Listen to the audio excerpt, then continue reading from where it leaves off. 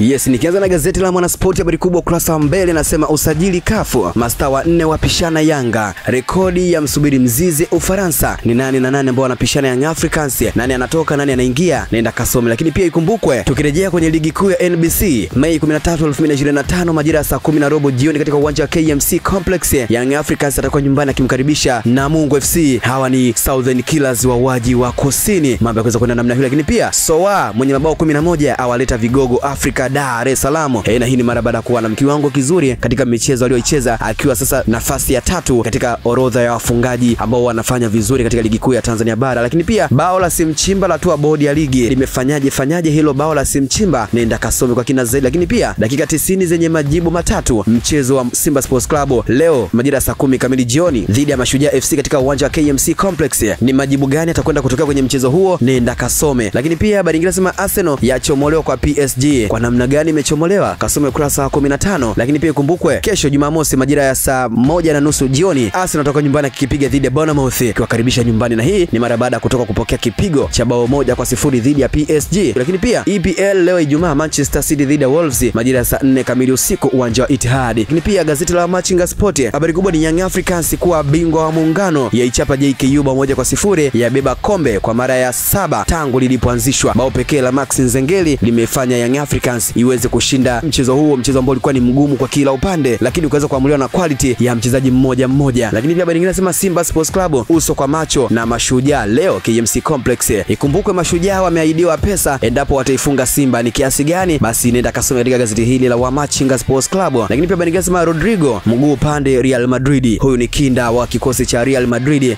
Anafikiria kuondoka au kubaki dirisha lijalo kubwa la usajili. Lakini pia Martinez anawindwa na Waarabu. Huyu ni mlinda mlango Aston Villa na Argentina Emiliano Martinez ambaye ana umri wa miaka 32 pamoja na winga wa Jamaica Leon Basley mwenye umri wa miaka 27 wanawindwa na vilabu vya Saudi Arabia. Ikumbukwe Martinez aliweza kuwa golikipa bora katika michuano ya kombe la dunia ya mwaka 2022, michuano ambayo Argentina aliweza kuibuka mshindi, huku akiweza kufanya saves muhimu kweli dakika za mwisho dhidi ya Colomwani na kuinyima Ufaransa pointi kwenda kwenye matuta na kisha kushinda mchezo huo. Mambo yakaweza kwenda namna hiyo. Lakini pia gazeti la Uelekeo Sport habari kubwa nasema Yanga yatoa ubingwa wa muungano, yawafikia watani kutoa taji hilo mara 7, huko Simba Sports Club naye akiwa ametoa mara 7. Lakini pia habari inasema Simba yaandaa video ya shirikisho kucheza na Mashujaa leo. Kuandaa video ya shirikisho kwa namna gani? Nenda kasome kwa habari picha ikionyesha kocha Fadlu Davis. Lakini pia habari nyingine Suarez anasema nilifunga bao 4 mke wangu akanichunia.